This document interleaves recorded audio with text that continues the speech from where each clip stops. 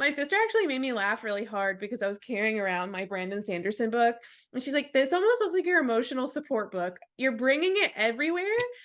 Like, are you just thinking the more you see it, the more likely you are to read it?" And I'm like, "Okay, Madison, calm down."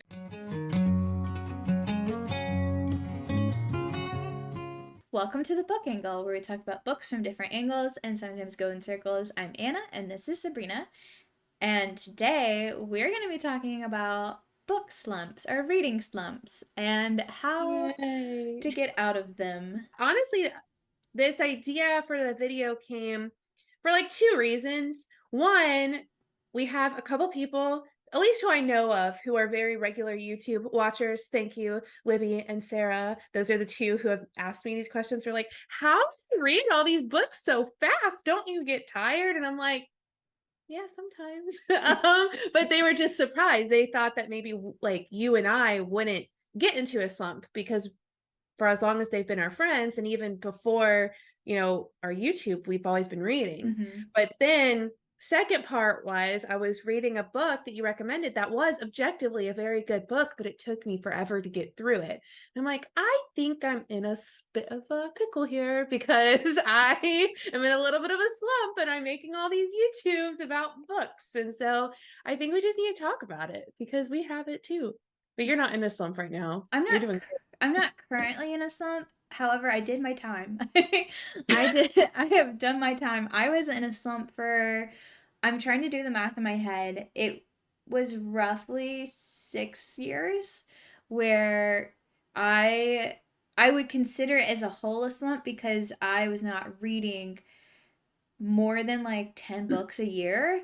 Yeah. And for me, that is a very, very small amount. I read a lot as a child, and when I got to college, I thought I would be reading a lot because I was an English major, creative writing. Yeah, but you get to read boring stuff. Yeah, and that's what sent me into a slump was Yes. being an English major and having to read Same. all of these books that were very They're literary. so good. Yeah, and didn't always like them. And most of the time they were very boring and not what I have chosen for myself.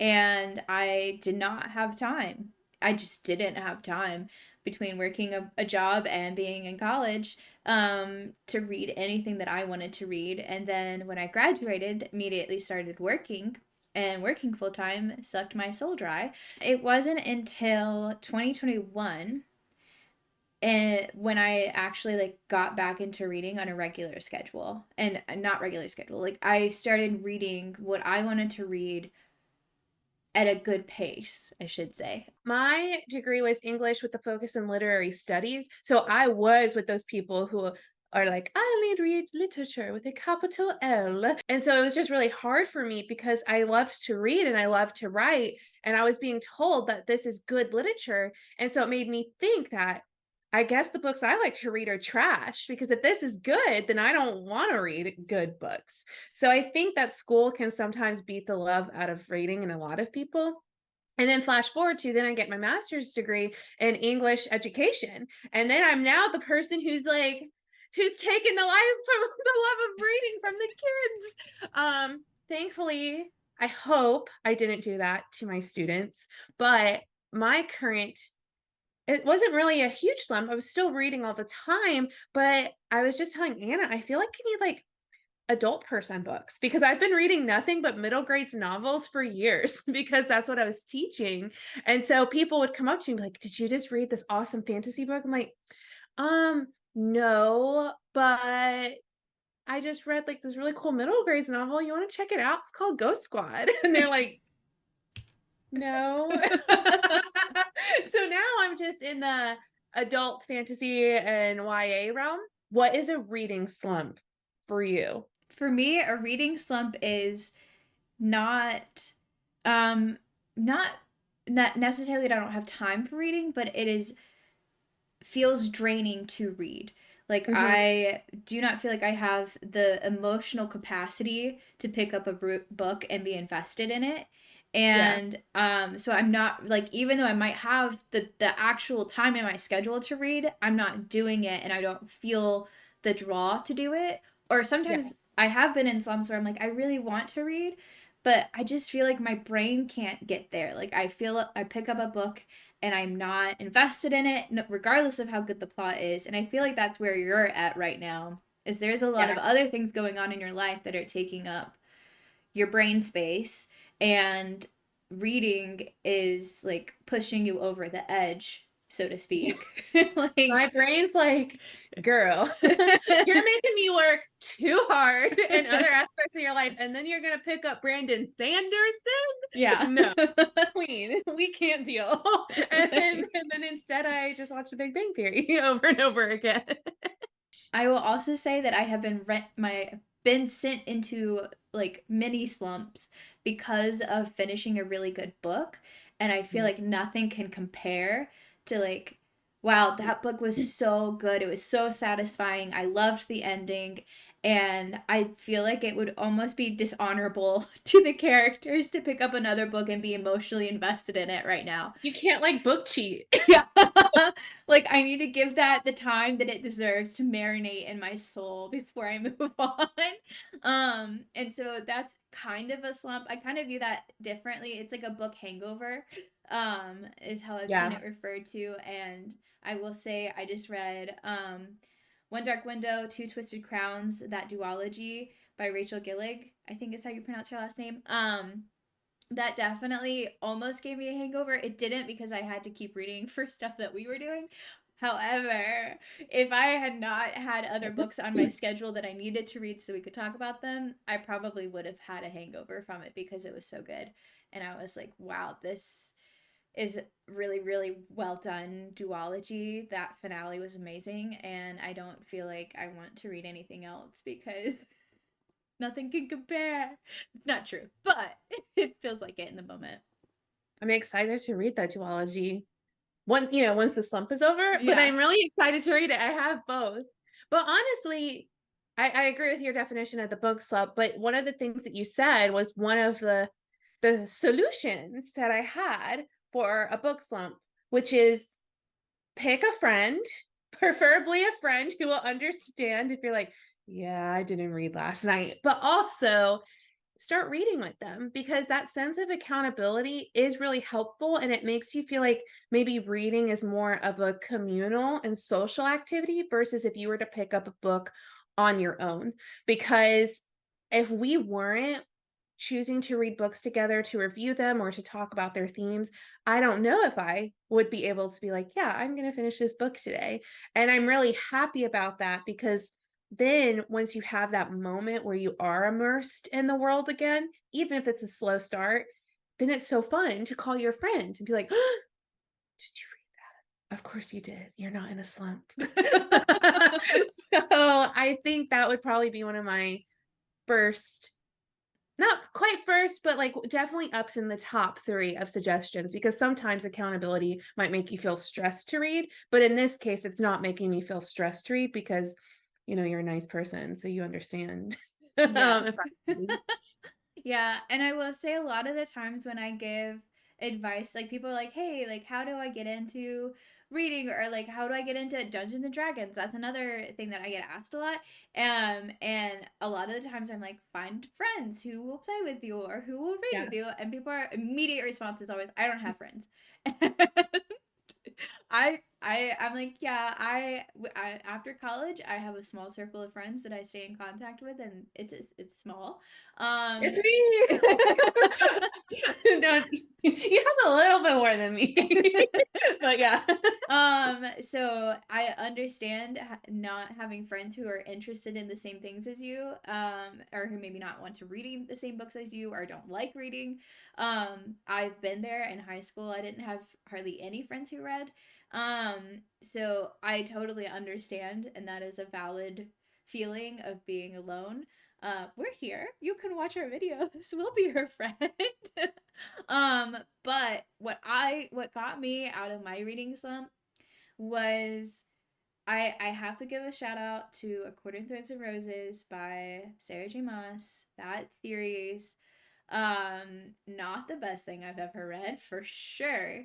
However, that is what got me back into reading, was this kind of like we've used the word consumable, I think, in our previous videos about these types of books that they don't require a ton of thought while you're reading them.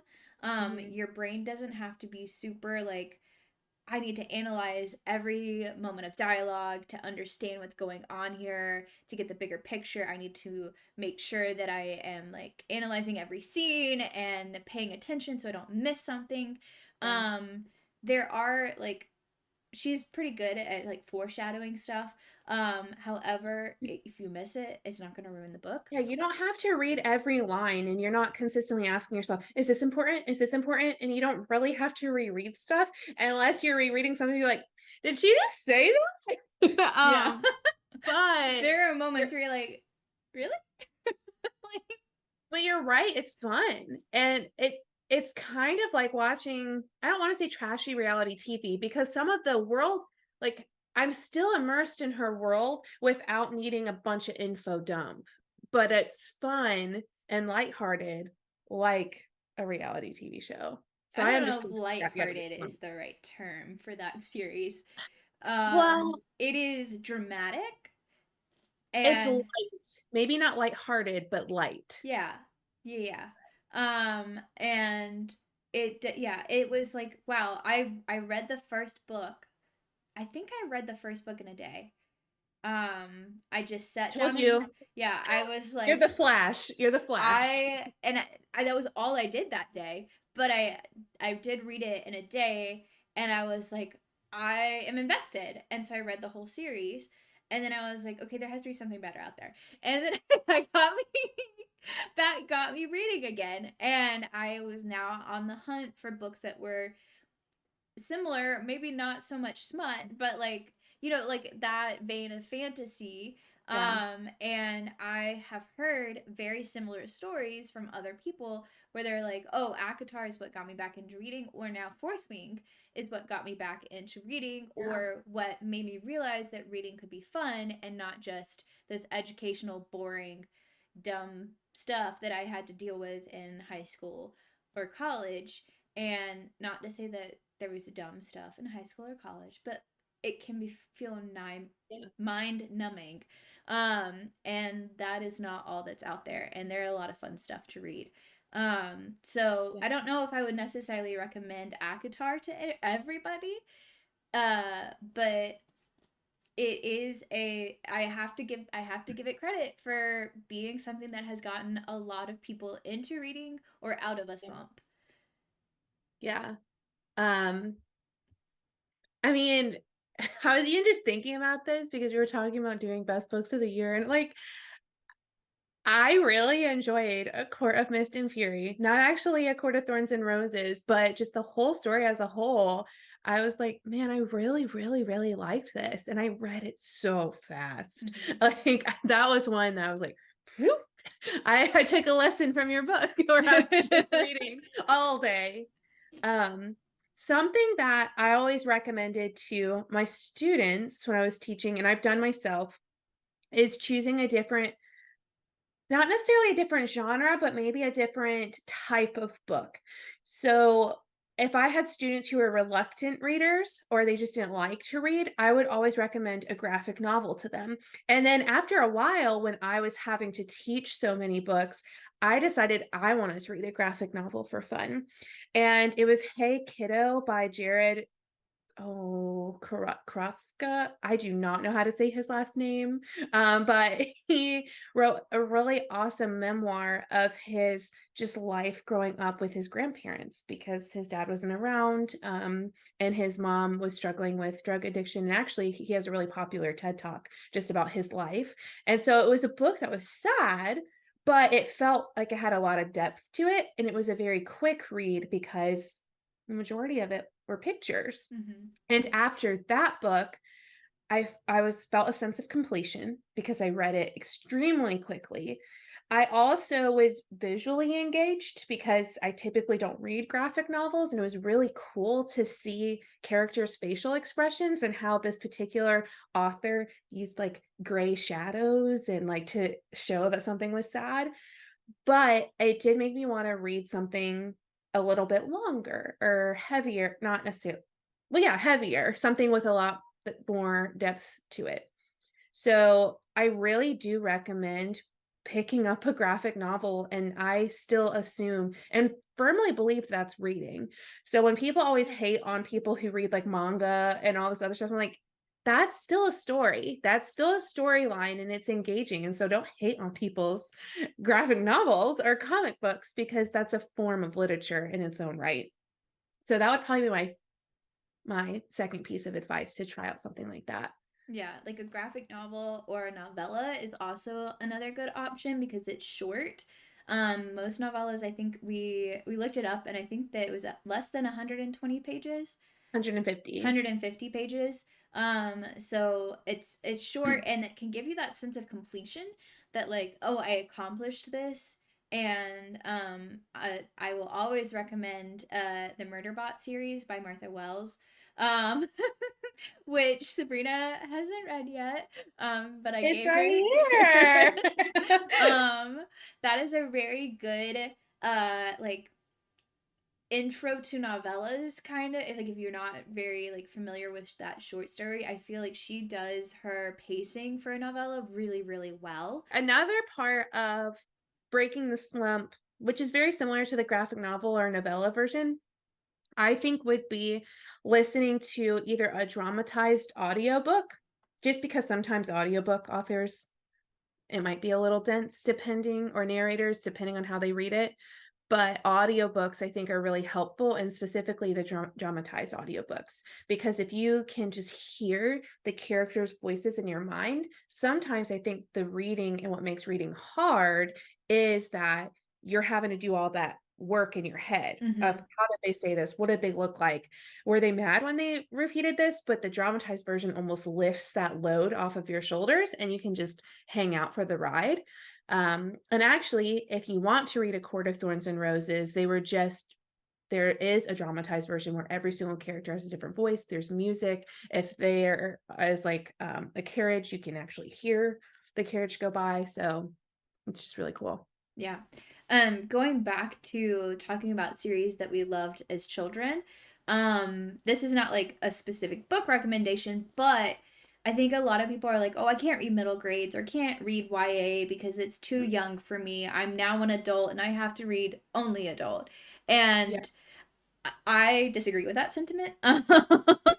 Yes, there is differences in how these books are written because of the age difference of the audience. However, they're still very valid stories, and I think that if your brain needs something that's a little bit more fast-paced, a little bit more engaging, you're definitely going to find that in a middle grades or YA, more, or at least you're more likely to find that in middle grades or YA than you are from just generic adult, because Yeah. they're very fast-paced adult books. However, that is not necessarily a hallmark of that genre. But YA is usually a lot more quick, and more engaging, and that I can't say that that is a blanket statement for every book in either one of those areas, but it can be a good way to find something that's gonna like hook your brain, if you are looking at middle grades or YA instead of adult. I feel like that's I feel like that's pretty good for me, because a lot of the things that I would have said, you said. So, like, I guess in summary, reread a favorite book, try out graphic novels or novella, reread a fan favorite, and get a friend or Yeah, watch us. yeah, yeah. Yeah, I So, don't really have anything to add to that. Comment your suggestions below. Maybe something that you read that got you out of a slump. I would love to have a backlist of things that I can read that I have on standby for when needed. But yeah, that's my main suggestions. yeah, and if you are in a slump right now, You're let not us alone. know. You're not You're alone. not alone. It is And I think that's okay. good to hear. I Yeah. really do think that's good to hear, because it's something that just happens. And I think that just like any other part of life, reading can be a really big part of your life, but everyone goes through waves, you know? Yeah. So Yeah. keep And that. it can feel like, as somebody who has always loved to read, when I'm in a slump, is even more like depressing to me because I'm like, I'm watching all these other people enjoy reading and I want to enjoy it. Like I know what it feels like to enjoy it, and to just not be able to find that like love in a hobby that I have is can be really really sad, and I've been there. I want everybody to know they are not alone. Yeah. And that I understand the struggle, and we're here to help. We are here for you. And you can do hard things. Yeah. So that's my motto. Okay. But on that note, Like and subscribe. good job. That was what I was hinging towards. So you did it. And yeah, leave us a comment below. Bye, y'all. Bye.